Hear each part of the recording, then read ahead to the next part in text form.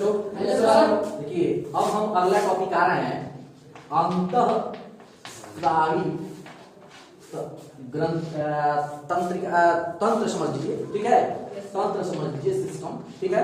अंतःस्रावी तंत्र में हम लोग आज जाने, जैसे हमने बता दिया था कि ग्रंथियां, जो ग्रंथियां हैं वह कुछ ऐसी हैं जो क्या है, अंतःस्रावी तंत्र में आप लोग पढ़ेंगे अंतःस्रावी ग्रंथियां और बहिःस्रावी ग्रंथियां। तो कुछ ऐसी ग्रंथियां थी जो क्या कर रही थी, हार्मोन्स का स्राव कर रही थी और कुछ एंजाइम का स्राव कर रही थी। तो लिख लो, हमारे शरीर में बहुत सारे अंग हैं, इन अंगों में कुछ विशिष्ट अंग हैं जो कुछ रासायनिक पदार्थ का स्राव करते हैं, मतलब छोड़ते हैं, ठीक है। इन्हीं अंगों को क्या कहा जाता है, ग्रंथियां। क्या कहा जाता है, ग्रंथियां, ग्लैंड, ठीक है। तो ग्रंथियां, ठीक है। तो ग्लैंड क्या होता है, जो किसी रासायनिक पदार्थ का स्रावन करे, रासायनिक पदार्थ को छोड़ता है, वही क्या कहलाते हैं, ग्रंथियां या ग्लैंड।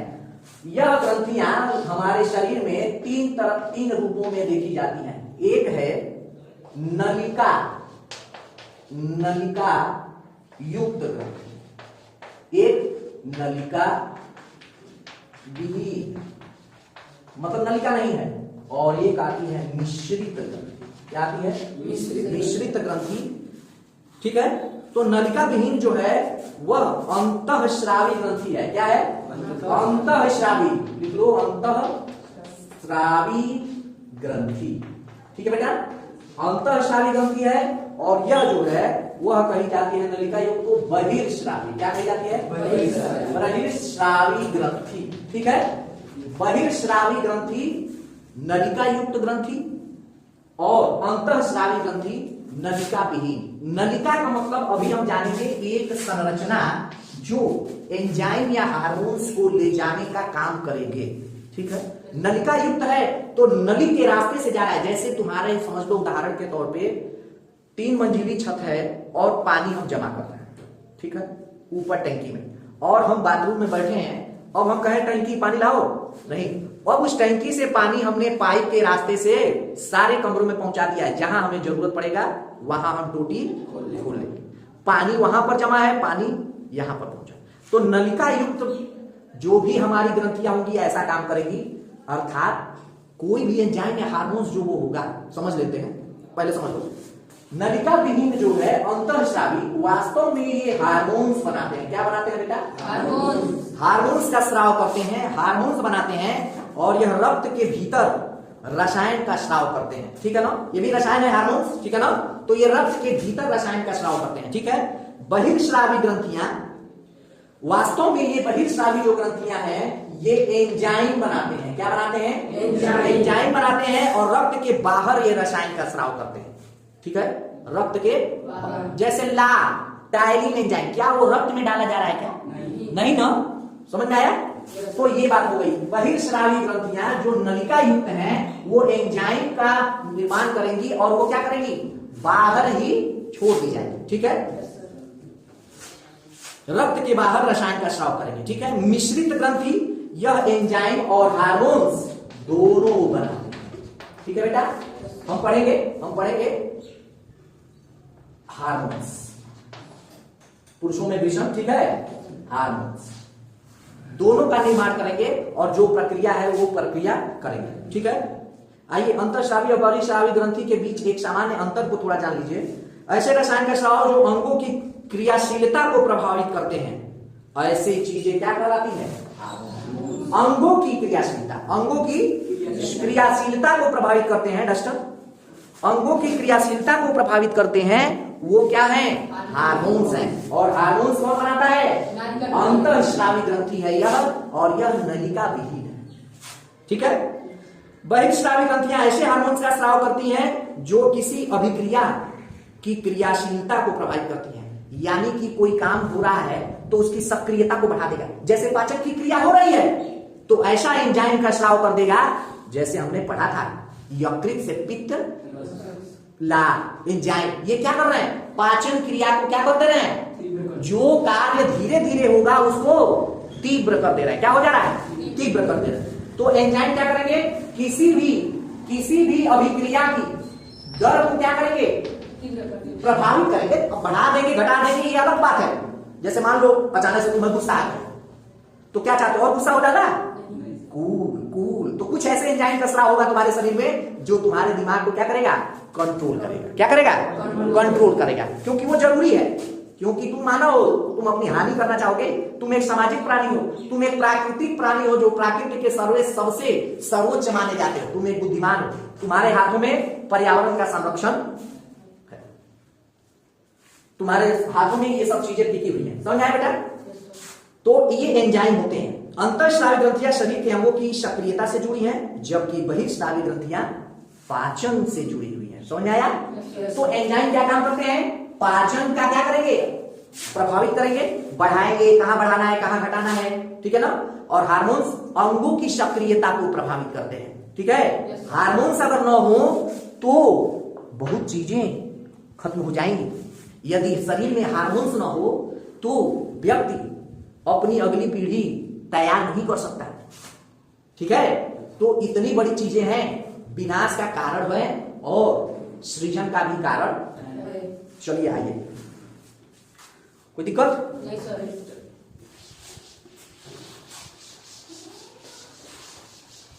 नलिका और नलिका, ठीक। क्या है आखिर वास्तव में, क्यों ऐसा है? तो अंतःस्रावी और बहिर्स्रावी, यही था। अंतःस्रावी क्या करते हैं?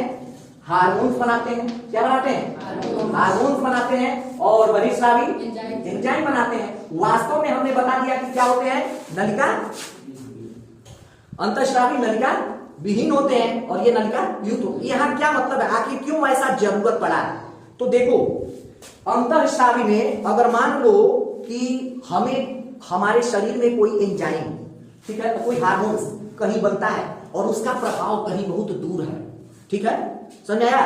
तो दूरी होने के कारण, अगर दूर है, उसका लक्ष्य दूर है जहां से वह निर्माण करता है, तो प्रकृति ने नलिका नहीं दिया, क्योंकि ऐसे शरीर में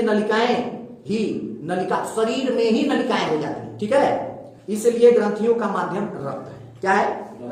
बहिर्स्रावी में मान लो कि कोई ऐसी ग्रंथि है जो किसी एंजाइम का स्राव कर रही है, ठीक है, और लक्ष्य उसका पास में, जैसे मान लो मुख है, वहीं पे उसका लक्ष्य भी है भोजन, तो नलिका को भी कोई दिक्कत नहीं है, वहीं पे छोड़ दो, ठीक है। तो ऐसी ग्रंथियों में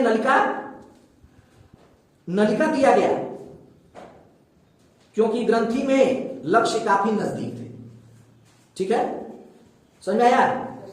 तो एक ये मतलब डिफरेंशिएट अलग पार्ट है। जैसे क्या कहना है, जैसे देखो कुछ ऐसी चीजें थी जिसका निर्माण कहीं और हो रहा था और उसका प्रभाव कहीं और दिखना है, तो क्या होगा? अब यहां से लेके वहां तक तो नहीं भेजेगा, दूर भेजने के लिए अगर ये शरीर में फेंक देगा तो क्या होता? फिर ये तो बहुत समय लगता, और दूर फेंकता तो पूरे शरीर में फैल जाता। तो उसने क्या किया? नलिका बना दिया कि बनेगा और जल्दी से वहां पे, जैसे मान लो तुमको यहाँ एक बाल्टी पानी लाया है, पानी पी लो, तो क्या करोगे? अब जाओगे मोटर से पानी लेकर आओगे टंकी से? नहीं, ठीक है ना, बाल्टी यहीं पड़ा है, यहीं से ले लिया। अब जैसे मान लो तुम्हें टब में बैठे हुए हो, प्यास लगी, ठीक है, पानी शुद्ध है, ठीक है, झील में तैर रहे हो, प्यास लगी है, तो क्या करोगे? अब जाओगे पानी अलग से पियोगे? उसी में डूबे हो तो वहीं पे पी लो। लेकिन अगर मान लो कि कमरे में बैठे हो और प्यास लगी है, तो क्या करोगे? दूर पानी है तो हम लोग पाइप के रास्ते से पहुंचाया जाएगा, ठीक है। तो यही बातें इसमें है, कोई दिक्कत नहीं सर। तो जिसका निर्माण कहीं और हो रहा था और उसको प्रभावित कहीं दूर करना है, तो उसके लिए नलिका दी गई, और जिसका निर्माण वही हो रहा है और उसका लक्ष्य ही वही है, तो क्या कर दिया गया? कोई नलिका नहीं दी गई, वही वो अपना क्या कर ले? काम कर ले। कोई दिक्कत? चलिए आइए अब हार्मोन्स और एंजाइम वास्तव में क्या होते हैं। तो वास्तव में हार्मोन्स और एंजाइम प्रोटीन होते हैं। क्या होते हैं? प्रोटीन। वास्तव में हार्मोन्स और एंजाइम क्या होते हैं? प्रोटीन होते हैं। क्या होते हैं? प्रोटीन होते हैं।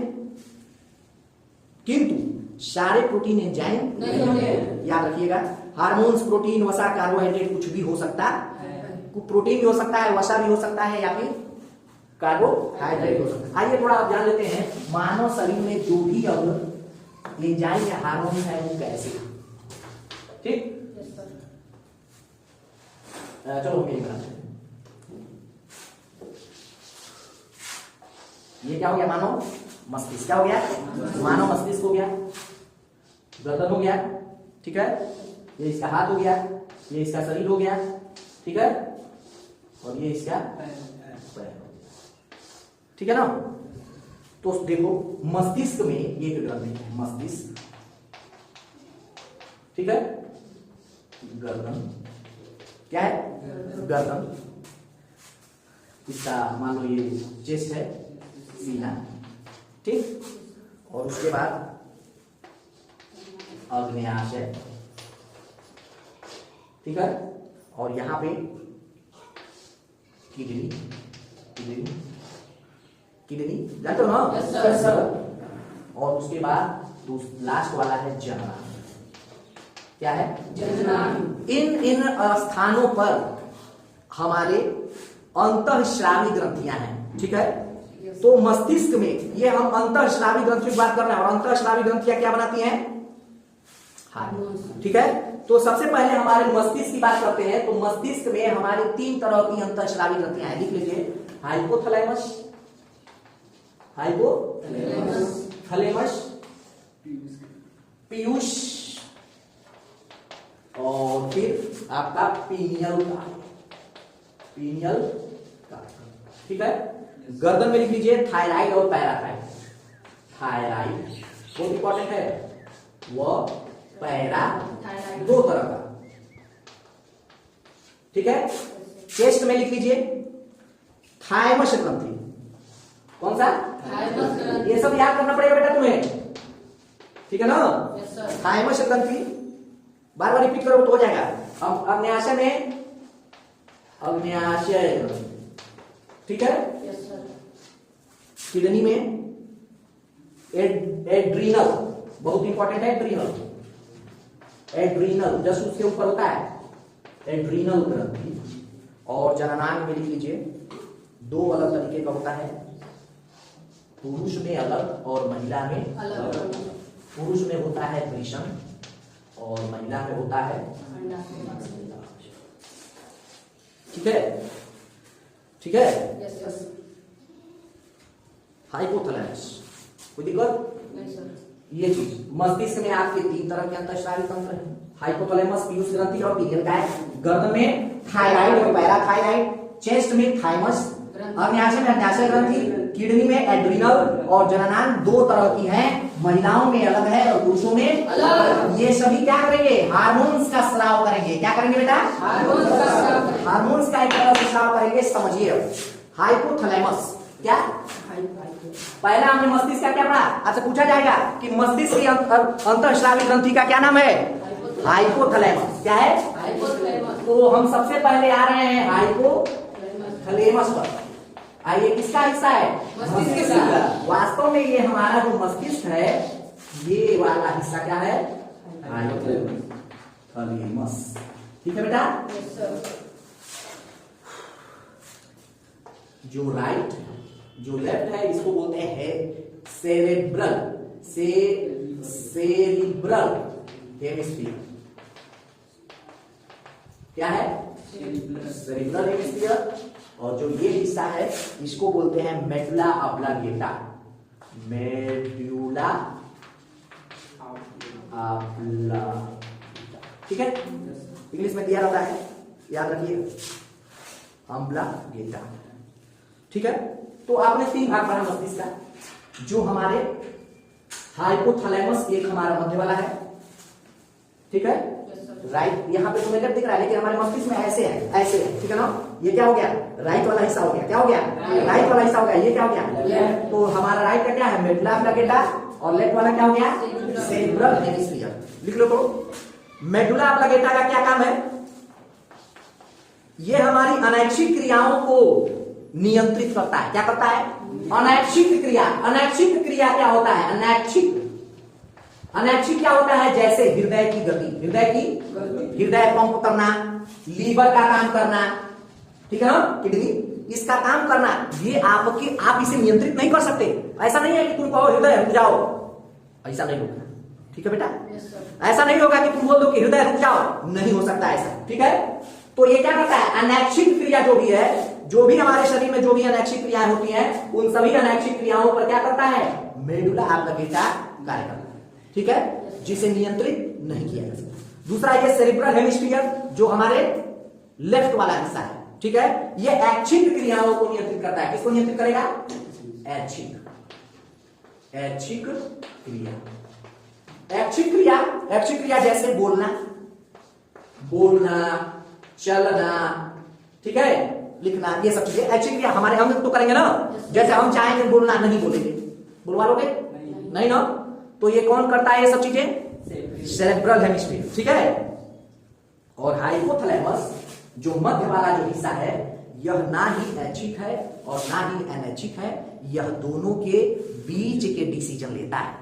ठीक है, तो वास्तव में यही मध्यम मार्ग का सबसे अच्छा समझने का तरीका है, हम हाइपोथैलेमस को नियंत्रित कर लें। ठीक है, हाइपोथैलेमस पर अगर इंसान नियंत्रण स्थापित कर सकता है, कर लिया, तो वह संसार के दुखों सुखों से मुक्त हो सकता है।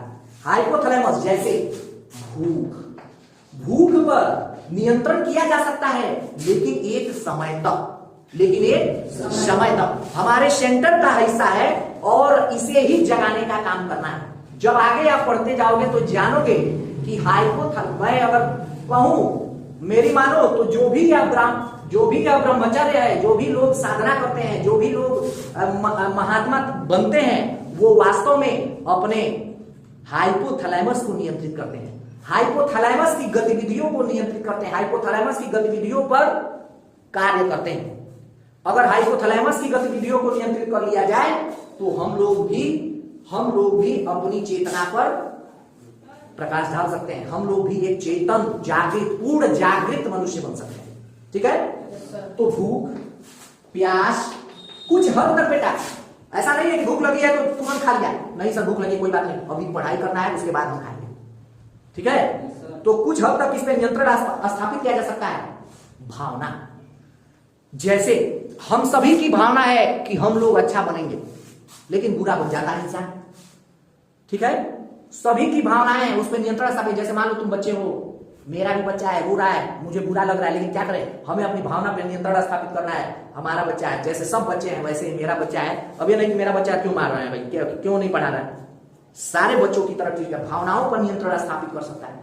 और महात्मा लोग क्या करते हैं? भावनाओं पर ही तो नियंत्रण स्थापित करते हैं। तो ये हो गया।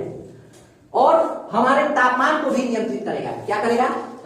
तापमान। हमारे शरीर का जो तापमान है वो कहां से नियंत्रित होगा? किया जा सकता है नियंत्रण।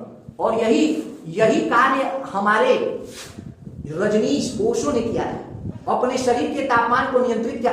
एक शरीर के तापमान को नियंत्रित उन्होंने पाया कि शरीर के तापमान को एक निश्चित दायरे में रखकर इस शरीर से आत्मा को कहीं और ले जाया जा सकता है। अगर इस शरीर का तापमान डगमगाए नहीं तो तुम भी ब्रह्मांड के किसी भी कोने में घूम के फिर आ सकते हो। जैसे मृत्यु के बाद देखते हो कि शरीर एकदम ठंडा पड़ जाता है। ठीक है, जब तक जिंदा हो तभी तक चींटी नहीं लग रही है, अगर मर जाओगे तो तुम्हारे शरीर में चींटियां लग जाएंगी। ठीक है, तो इसी पर रिसर्च हुआ था। हम एक कांस्टेंट टेम्परेचर के अंदर जो शरीर को चाहिए, जिससे आत्मा निकल भी सकती है और भीतर आ भी सकती है, उसके बाद अगर थोड़ा भी गड़बड़ हो गया तो नहीं आएगी। इसी पर वो खोज कर रहे थे। कई दिन तक साधना में लोग बैठ जाते हैं। जैसे कहते हो कि भगवान को दिखाया जाता है, वो साधना में बैठे हुए हैं, अपने शरीर से बाहर निकल के कहीं और जाके फिर आ जाते हैं, वो ऐसी ही घटना है। तो एक निश्चित तापमान पर ही ऐसा संभव है जिस पर ये लोगों ने खोज किया है। कोई दिक्कत किसी को? हाइपोथैलेमस एक अंतःस्रावी ग्रंथि है जो हमारे शरीर के सभी ग्रंथियों का मास्टर है। क्या है? सभी ग्रंथियों का मास्टर, सुपर मास्टर। क्या है ये? Super master. लिख लो, सभी ग्रंथियों का मास्टर है। वास्तव में सभी ग्रंथियों का ही क्या है बेटा? मास्टर है। याद रखिएगा, वास्तव में जो हाइपोथैलेमस है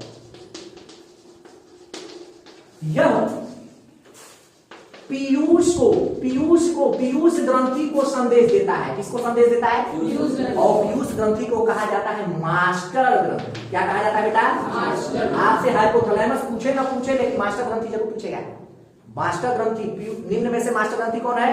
पीयूष ग्रंथि। और ये क्या है? Super master. यह पीयूष ग्रंथि को संदेश देता है कि जाओ देखो इस ग्रंथि को दिक्कत हुआ है, जैसे थायराइड, और पैराथायराइड और एड्रिनल, जो भी चीजें हैं, ठीक है ना, जितना आपने पढ़ा, इन सभी ग्रंथियों में जाके पता करो क्या दिक्कत हुआ है, क्या उसकी आवश्यकता है। पीयूष ग्रंथि जाता है और यह मान के चलो कि एक कंडक्टर की तरह काम करता है। क्या करता है? कंडक्टर की तरह काम करता है। और ये क्या? ड्राइवर है। क्या है बेटा? ड्राइवर। और शरीर क्या है? बस है। शरीर क्या है? एक बस है जिसका ड्राइवर कौन है? सब कुछ यही है। अगर तुम्हारा हाइपोथैलेमस हटा दिया जाए, तुम्हारी बुद्धि हटा दिया जाए, तो तुम मानव। सोचो ना, अगर एक इंसान की बुद्धि अगर फेल हो जाए तो उसे क्या करना चाहिए, क्या नहीं करना चाहिए, वो कुछ कर ही नहीं पाएगा, वो कुछ कर ही नहीं सकता है बच्चा। समझ आ रहा है? इतनी बड़ी चीज है ये, ठीक है। और कंडक्टर जो बैठे होते हैं, जो टिकट काटते हैं, आते हैं जाते हैं, बताते हैं, रास्ता दिखाते हैं, वो कौन होता है? पीयूष ग्रंथि, ठीक है। पहले हाइपोथैलेमस के बारे में वैज्ञानिकों को नहीं पता था, उन्हें पीयूष ग्रंथि ही लगता था कि हमारे शरीर में सभी क्रियाओं का कौन करता रहता है। लेकिन बाद में वैज्ञानिकों को पता चला नहीं, इसका भी कोई बाप है, वो है मास्टर ग्रंथि, पीयूष ग्रंथि। अब हेडिंग तो हाइपोथैलेमस हो गया। दूसरा लिखो पीयूष ग्रंथि। तो पीयूष ग्रंथि के बारे में थोड़ा बहुत बता ही दिया। पीयूष ग्रंथि शरीर की सबसे छोटी अंतःस्रावी ग्रंथि है। पीयूष ग्रंथि लिख बेटा, शरीर की सबसे छोटी अंतःस्रावी ग्रंथि है।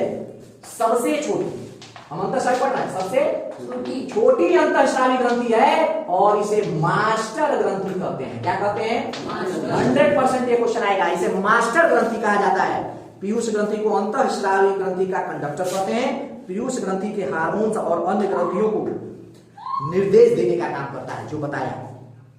पीयूष ग्रंथि से 2 हार्मोन्स भी निकलते हैं जो निर्देश के बजाय 2 अंगों पर कार्य करते हैं, एडीएच, ऑक्सीटोसिन। ऑक्सीटोसिन के बारे में बस एक जान लो। ऑक्सीटोसिन, वास्तव में ऑक्सीटोसिन को बर्थ हार्मोन कहा जाता है। क्या कहा जाता है? Birth hormone. बस इतना जान लीजिए, आपसे ये नहीं पूछेगा। ऑक्सीटोसिन वैसे एक नाम है, वो जानिएगा। यह 2 तरह का हार्मोन्स, ऑक्सीटोसिन, ऑक्सीटोसिन बेटा बहुत याद रखना है, ऑक्सीटोसिन बहुत इंपॉर्टेंट है। और एडीएच 2 चीजें निकालता है, एक एडीएच और एक ऑक्सीटोसिन, ठीक है ना। ऑक्सीटोसिन क्यों इंपॉर्टेंट है? यह एक बर्थ हार्मोन है। क्या है? बर्थ हार्मोन, ठीक है ना, बर्थ हार्मोन है। और इसे हम लोग एक तरह से प्रेम, जैसे जो माँ का बच्चे के प्रति जो लगाव होता है, ममता जो होती है, इसे हम लव हार्मोन भी कहते हैं। बच्चे का माँ के प्रति या माँ का बच्चे के प्रति जो प्रेम लगाव होता है, जो दया भाव होता है, जो आलिंगन होता है, वही इससे पता चलता है। ऑक्सीटोसिन, ऑक्सीटोसिन नामक दवा का लोग इस्तेमाल किए और इससे पशुओं को बहुत दिक्कत हुआ। आगे हम लोग पर्यावरण जब आएंगे तो पढ़ेंगे, ठीक है। एडीएच हार्मोन्स, उसके बारे में आप अभी लोग ना जाने, कोई दिक्कत नहीं है, ठीक है। तो ऑक्सीटोसिन के बारे में जानिए। भैंस और गायों में क्या करते हैं? अधिक दूध दे, इसलिए लोग क्या करते हैं? ऑक्सीटोसिन नामक इंजेक्शन लगाए, वो बहुत दर्द करता है। और इसी कारण से ये क्या हो गया? ये एक तरह से अजैव निम्नकारक है, यह कभी खत्म नहीं होता है। और फिर इसे ही आपके गिद्धों ने खाया और गिद्ध विलुप्ति के कगार पे, ठीक है बेटा। पीनियल का है मस्तिष्क का हार्मोन, जिससे सीरेटिन मिलेटिन मिला होता है। पीनियल का छोड़ दीजिए, नींद के लिए इंपॉर्टेंट होता है हमारे मस्तिष्क में। ये किसके लिए? पूरा ये जान लो। पीनियल का, पीनियल काय ग्रंथि, यह वास्तव में क्या करता है? नींद लाता है। क्या लाता है बेटा? मूड बनाता है, मूड बनाता है या नींद लाता है। हमारे मस्तिष्क की बहुत अच्छी ग्रंथि है जो क्या करती है? मूड बनाने काम करती है। इसका स्राव जरूरी है, तभी जाके नींद आएगी। इसीलिए जब यह तभी काम करता है जब अंधेरा जाते होता है। अंधेरा, तुम मोबाइल चलाते हो, तुम यहां से मोबाइल चलाते हो, क्या हो गया? पीनियल ग्रंथि अपने हार्मोन्स का स्राव नहीं कर पा रही है, जिससे तुम्हारी सभी ग्रंथियां क्या हो रही हैं? जैसे संदेशा नहीं पहुंच पा रहा है पीयूष ग्रंथि को कि अब शरीर को रिलैक्स देना है, शरीर को अब थकान हो रहा है, सोना है। अब मोबाइल चला रहे हो, पीनियल का आपको पता ही नहीं चल रहा है, उसको लग रहा है दिन है, और तुम रात में मोबाइल चलाते हो तो नींद नहीं आती है, बाद में चलकर वही बीमारी हो जाती है, ठीक है। तो ये पीनियल का इतना इंपॉर्टेंट है, ये नींद लाने का काम करता है, ठीक है। तो इतना आप लोग जान लीजिए। थायराइड। थोड़ा अब अगली ग्रंथि गर्दन, अब मस्तिष्क हो गई, अब आइए गर्दन की ग्रंथि। बस इतना ही क्या बेटे, गर्दन की क्या था गर्दन में, थायराइड। लिख लो थायराइड। थायराइड वास्तव में थायराइड ग्रंथि शरीर की सबसे बड़ी अंतःस्रावी ग्रंथि है, सबसे बड़ी अंतःस्रावी ग्रंथि है। सबसे छोटी अभी पढ़ा, ठीक है, लिख लो। हमारे शरीर की वृद्धि करता है थायराइड ग्रंथि। क्या करता है, हमारे शरीर की वृद्धि के लिए सबसे जिम्मेदार हार्मोन से ही रिलीज करता है, ठीक है ना। हमारे शरीर की वृद्धि के लिए कौन हार्मोन से रिलीज है, सबसे महत्वपूर्ण हार्मोन थायराइड ग्रंथि से। थायराइड ग्रंथि अनियमित हो जाने पर छोटे बच्चों को बहुत अधिक खाना खाएगा। थायराइड ग्रंथि से हमारे उपचार नियंत्रित होता है। थायराइड ग्रंथि से बढ़ जाने से हमारे अचानक वजन बढ़ जाता है, ठीक है। थायराइड ग्रंथि के हार्मोन्स को थायरॉक्सिन के नाम से जाना जाता है। और कौन सा हार्मोन से रिलीज करता है ये, थायरॉक्सिन, ठीक है ना बेटा। तो आपने क्या देखा, हमारे शरीर की वृद्धि के लिए, हमारे शरीर के विकास के लिए सबसे ज्यादा जरूरी कौन सा हार्मोन है, थायरॉक्सिन। थायराइड ग्रंथि से निकलता है। कोई दिक्कत?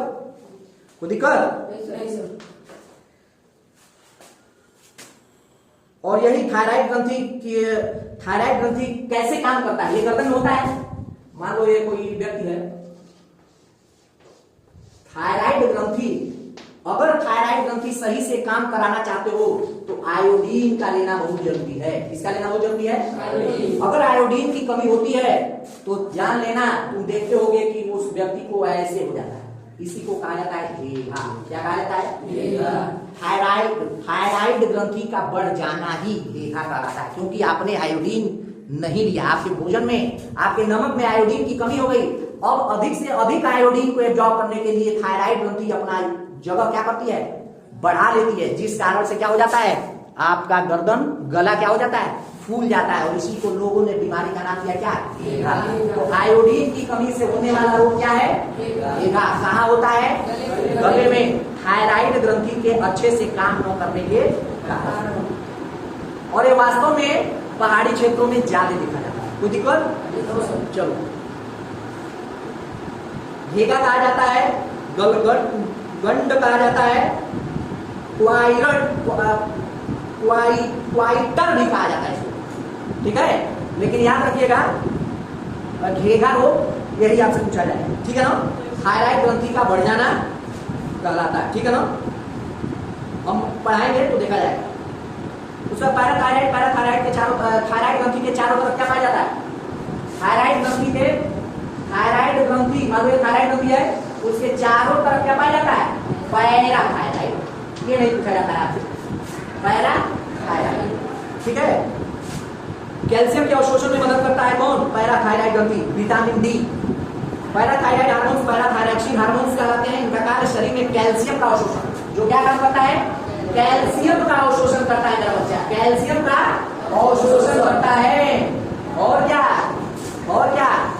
जो हमारा सूर्य से मिलने वाला विटामिन डी है, उसका भी क्या करता है, अवशोषण करता है।